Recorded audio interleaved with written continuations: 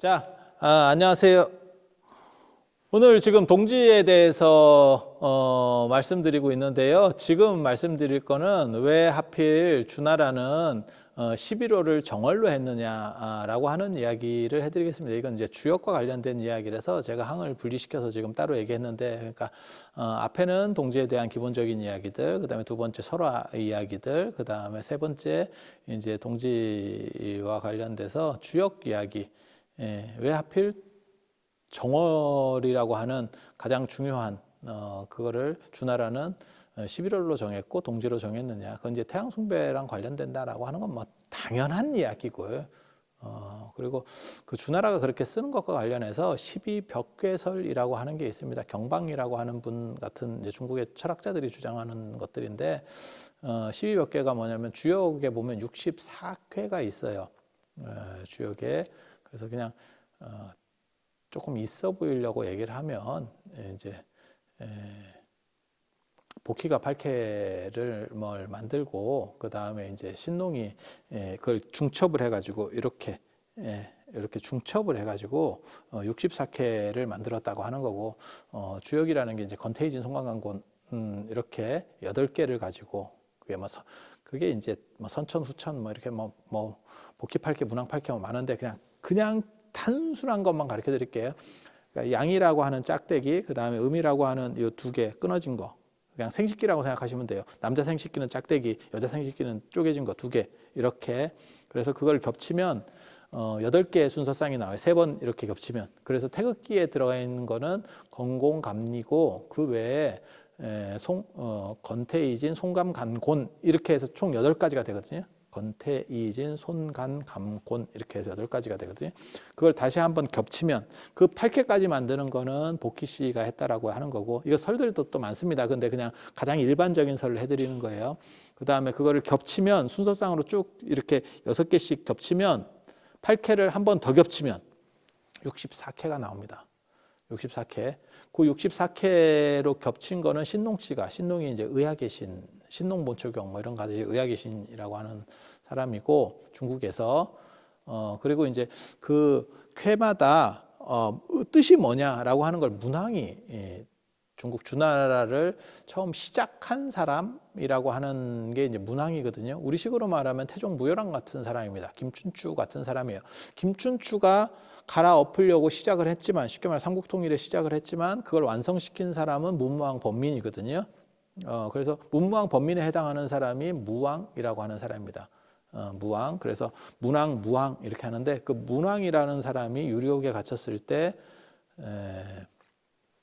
주제라고 하는 주라고 하는 은나라 마지막 황제예요. 천자. 제. 그 당시에는 제라고 썼었어요. 이 황제할 때 그 제라고 썼었거든요. 황제라는 표현은 진시황이 처음으로 쓰는 거기 때문에 그 앞 시대에는 나타나지 않습니다. 그래서 주나라 때는 황제의 이름이 제였고 그 다음에 은나라 때는 제였고 주나라 때는 천이었고 그래서 천자 이렇게 쓰는 거고 천자라는 칭호로 쓰는 거고 그 다음에 이제 그거를 이제 진시황이 통일해서 나는 사망오제와 필적한다. 그래서 사망오제를 줄여서 쓴 말이 황제예요. 거기서 이제 나오는 표현이 황제. 그래서 그 전에는 황제라는 표현이 없었으니까. 그래서 주제한테 이제 공격당할 때 은나라 마지막 이제 임금한테 공격당할 때 유리옥에 갇혀 있는데 그 갇혀 있는 상황에서 거기다가 괴사를 썼다는 거예요. 이 64쾌와 관련된 그 해설들을 쭉 썼다는 거예요. 그리고 이제 그 해설들을 쓰게 되고 그 다음에 주공이 그 각각의 그러니까 쾌는 6개가 한 쾌에 6개가 있으니까 그 6개의 효사 요 하나씩 다시 그 효사를 주공이 썼고 그 다음에 이제 그 해설 비슷한 어떻게 보면 논문 같은 걸 12기라고 합니다. 10개의 날개라 그래서 이것도 이제 뭐 그냥 나중에 붙인 이야기예요. 그건 이제 공자가 썼다 이렇게 해요. 그래서 단전, 상전, 단전상하, 상전상하, 그 다음에 계사전, 상하, 그러니까 각각 이게 상하씩 있으니까 6권이고 그 다음에 문헌전, 설쾌전, 석회전, 잡회전 이렇게 해서 4개를 더하면 10개가 됩니다. 이걸 12기라 그래요. 10개의 날개, 주역에 있는 10개의 날개. 그러니까 주역을 해설하는 10개의 논문, 뭐 이런 식으로 요즘 생각을 하면 주석이라고 생각을 하시면 돼요. 그래서 옛날 사람들은 그런 공자가 썼다라고 생각하는 거고 지금은 뭐 당연히 공자 쪽 글도 있긴 있겠지만 뭐 그런 건 아니고요. 지금은 이제 합리적으로 생각할 때니까 마치 대승불교 문헌을 옛날 분들은 부처님이 다 설하셨어라고 하는 거고 지금은 부처님의 뜻을 이어서 이렇게 찬술한 거야라고 지금 보는 시절이니까 시절이 뭐 그런 거니까요. 그래서 그런 정도 이해하시면 되고 이 주역에서 64개 중에서 12벽괴설이라고 하는 게 있어요. 12벽괴설. 요거 이제 제가 원래 칠판이 있으면 이렇게 그려줄 건데 칠판 굳이 없어도 됩니다. 편집하는 분이 12벽괴를 넣을 겁니다. 이렇게 쾌에다가 이렇게 넣으면 그러면 12개의 쾌, 주역 중에서 12벽괴라고 하는 게 12는 12개라는 뜻이고 괴는 괴상이고 벽이라는 거 하는 건 그 임금 벽자인데 기준이라는 뜻이에요. 그래서 12달에 맞춰서 12쾌를 그립니다. 굉장히 간단해요. 그러니까 동지는 그러니까 모두 10월은 전부 음만 있는 거예요. 우리식으로 하면 태극기로 얘기하면 이렇게 그걸 중지곤괴라고 하거든요. 곤괴, 곤 할 때 건은 하늘, 곤은 땅 할 때 찢어진 거 2개짜리를 6개 있는 게 곤이거든요. 중지곤괴거든요. 그래서 이 곤괴 애가 10월이고 11월이 되면 맨 밑에 짝대기가 하나 생겨요. 양이 하나 생겨. 그 12월이 되면 그 짝대기가 2개로 늘어나고 그 다음에 1월이 되면 3개, 4개, 5개, 6개 그래서 끝까지 쭉 올라가요. 그게 4월. 4월이 되면 다 양쾌만 이 짝대기만 이 6개가 됩니다. 4월. 그거를 중천건괴라 그래요. 그리고 그 다음부터 다시 밑에서부터 음이 하나씩 올라와 가지고 쭉 이렇게 음들이 쌓이기 시작하고 그리고 다시 10월이 되면 이제 짝대기가 전부 끊어진 음으로다가 6개가 되고 그래서 건곤 이렇게 그래서 그거를 순서대로 이렇게 하나씩 양이 하나씩 늘어나고 음이 하나씩 늘어나고 이걸 12개면 해결이 됩니다. 왜냐하면 이게 6개짜리 막대이기 때문에 말로 하면 굉장히 복잡한 것 같은데 편집하는 분이 이렇게 그림으로 넣어주면 이건 바보도 합니다. 인간이면 알 수 있는 정도의 쉬운 거예요. 그렇게 해서 그런 기준들을 만들어서 주역을 가지고 이해하는 또 다른 방식 중에 하나예요. 그게 그래서 11월에 해당하는 거는 음이 5개가 있고 위에 5개가 있고 양이 한 쾌가 지금 이제 살짝 나오는 거예요. 그러니까 동지라고 하는 것은 낮이 가장 짧고 밤이 제일 긴 게 동지잖아요. 겨울이 지극하다. 그러니까 가장 어둠이 깊다라고 하는 거고 그 어둠이 깊은데 어둠에서 끝나는 게 아니고 거기서 반전이 일어나면서 앞으로는 계속 밝은 게 있는 거죠.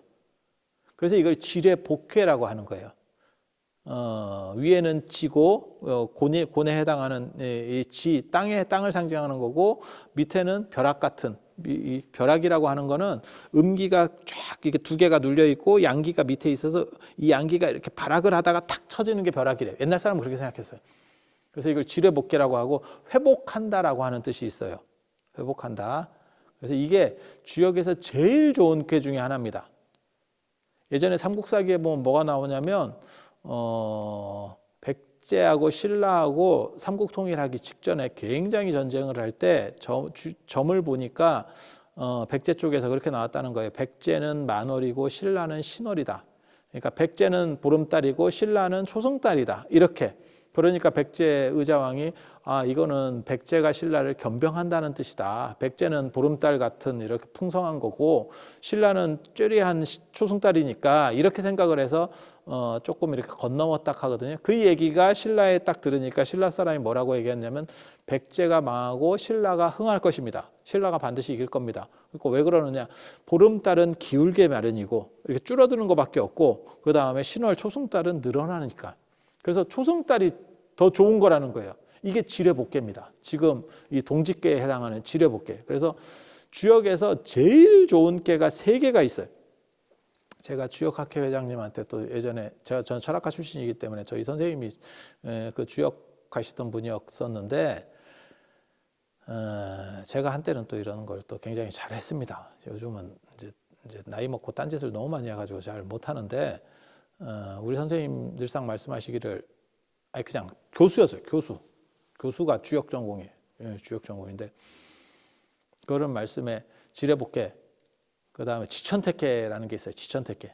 예, 지천택해는 뭐냐면 1월캐거든요. 1월캐. 그래서 위에는 밑에는 양. 언뜻 생각하기에는 당연히 양이 아니고 양, 이래야지 정상 아닙니까? 이렇게 생각할 수 있거든요. 양이 위에 있고 하늘이 위에 있고 땅이 밑에 있는 거 아닙니까? 이렇게 되면 이걸 천지빗개라 그래가지고 굉장히 안 좋은 겁니다.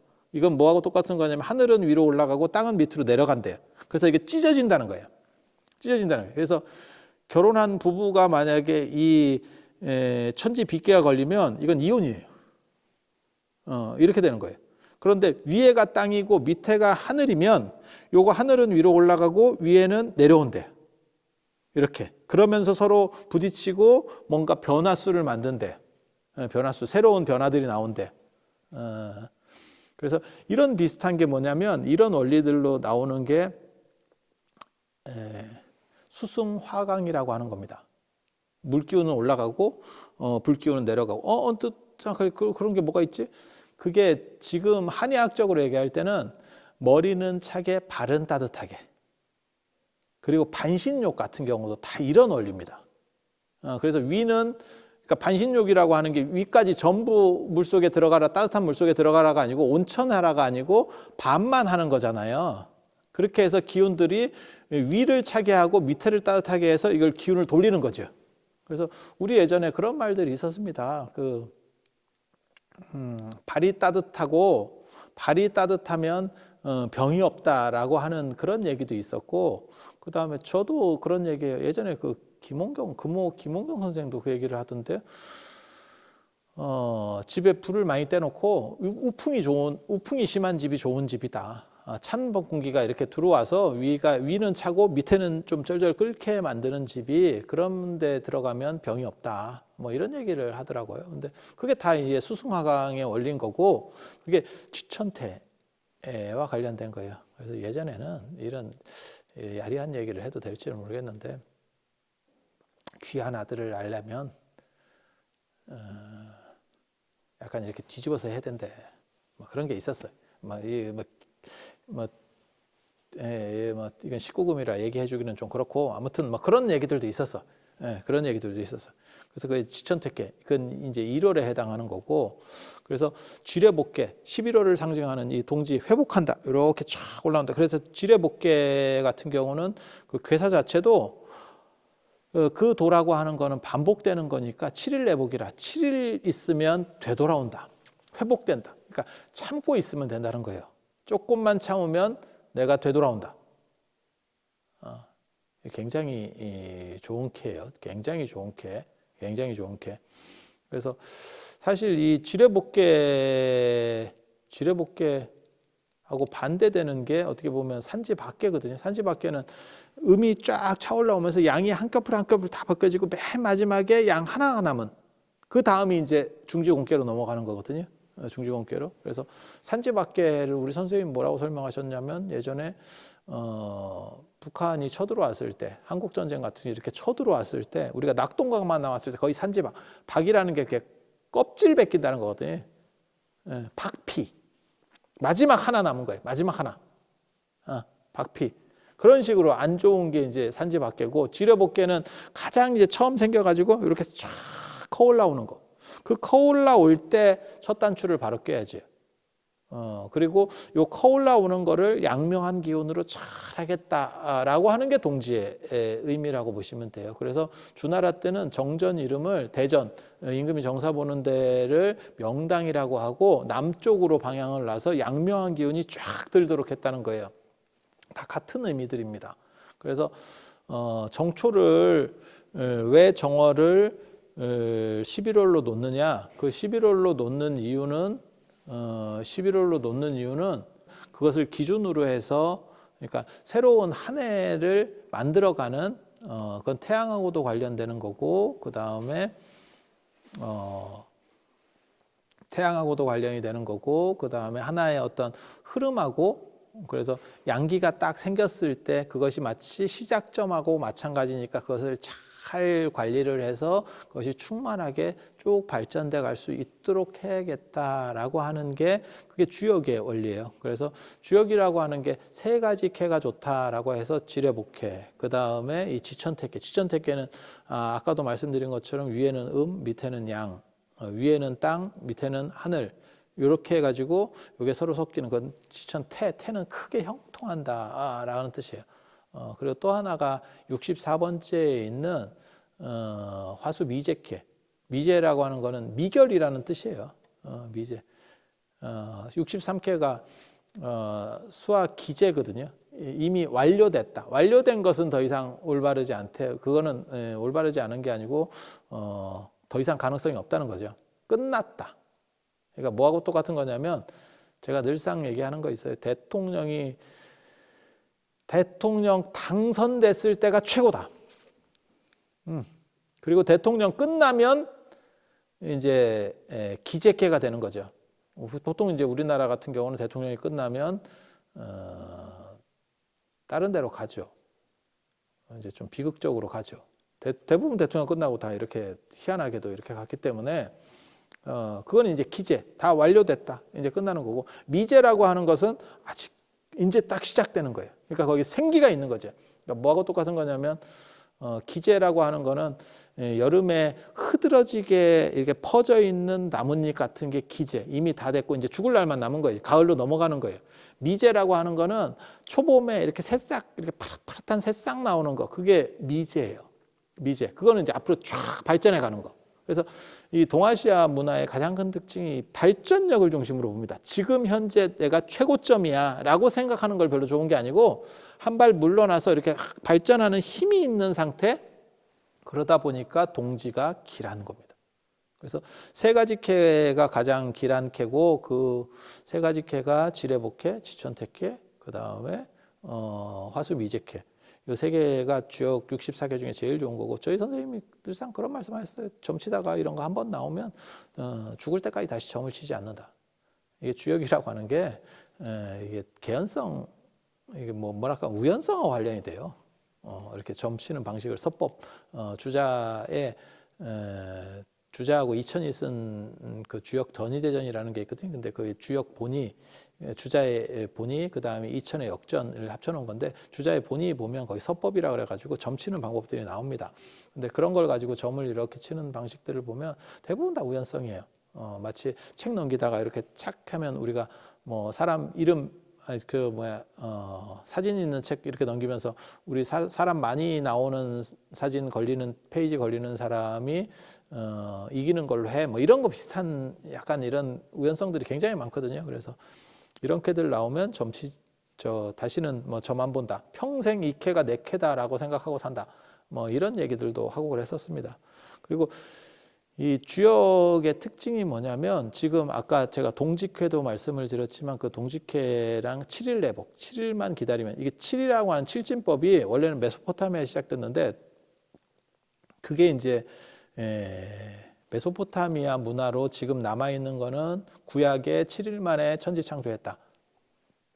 6일 만에 천지 창조하고 7일째 쉬었다. 그렇게 해서 일주일 얘기 나오는 거고 인도에도 이 영향을 받아서 칠진법이 있어요. 그게 이제 서북인도 쪽에 있는 77의 49, 그 칠진법, 49제도 칠진법인 거고, 그 다음에 아미타경, 그 다음에 무량수경, 관무량수경과 관련돼서 극락사상의 7에 대한 얘기들이 굉장히 많이 나오거든요. 그래서 뭐 7일 동안 뭐 연부를 하고 7달아수, 그 다음에 7공덕수, 그 다음에 7보나무, 그 다음에 극락은 7보로 되어 있고 7중난간, 뭐 이런 식의 7에 대한 것들이 굉장히 많이 나오는 게 있는데 사실 동아시아 쪽에는 이 7이라는 게 그래서 서양 쪽에는 럭키 세븐이라는 개념이 있지만 동아시아는 사실 7에 대한 이야기가 별로 없어요. 그런데 여기서 7일 내복이라고 하는 게 나옵니다. 그러니까 7일만 기다리면 네가 조금만 참으면 여기서 7이라고 하는 것은 거기서는 완전수의 의미로 쓴 거예요. 그래서 7일만 잘 참으면 네가 반드시 회복된다. 지금은 아니지만 왜 동지라고 하는 거는 음기가 쫙 눌려 있기 때문에 음기에 의해서 양기가 눌려 있는 상황이니까 기다리면 점점 치고 올라간다. 그리고 주역은 순환 논리예요. 주역 우리가 태극기 보면 태극이 이렇게 올챙이 두 마리 합쳐놓은 것처럼 생겼잖아요. 그 태극이 사실은 가짜 태극이거든요. 예, 우리는 이런 태극이고 실제로 원래 태극은 올라가는 방향이 다릅니다. 원래는 올라가는 방향이 다르고 그 다음에 음향을 이렇게 놓는 태극도 있어요. 이게 좀 복잡한데 이거 편집하는 사람이 할 수 있을라나 모르겠네. 이거 좀 복잡한데 약간 뭐 아무튼 그렇다 치고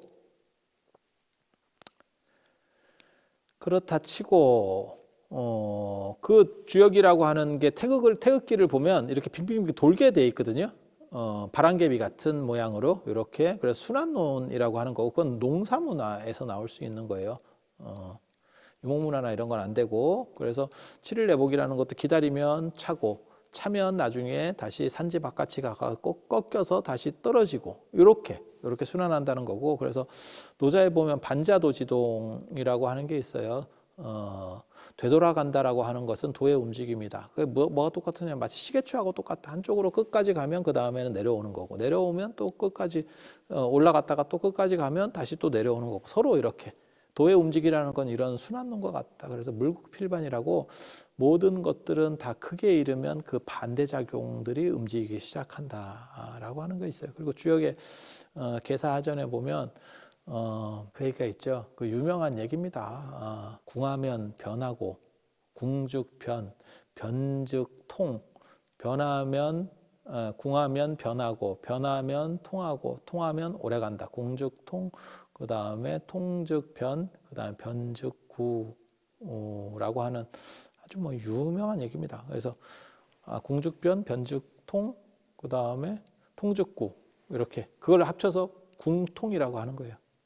궁통, 공통. 그래서 우리가 흔히 얘기할 때는 궁하면 통한다라고 그냥 줄여서 말하는 것도 여기서 나오는 거고, 그리고 모든 이 동아시아 문화에서의 특징 중에 하나가 끝까지 가는 것은 없다. 그래서 다시 그것은 반복된다라고 하는 거하고 생명 존중이라고 하는 게 있어요. 생기. 그래서 천지대덕할 생이라고 하는 그런 얘기도 있고.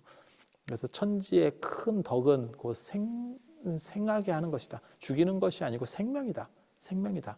그래서 생생지 덕이라고 하는 것도 있고, 생생지 덕이라고 하는 말도 있고, 그 다음에 생생지위 역이라는 표현도 있습니다. 개사전에 나오는 거예요. 계속해서 생하고 생하면서 간다.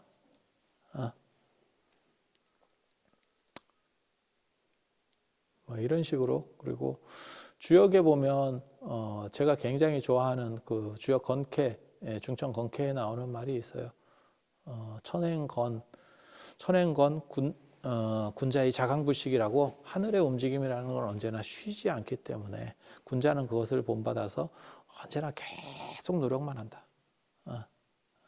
그래서 자강불식이라는 게 쉬지 않고 끊임없이 꿋꿋하게 간다.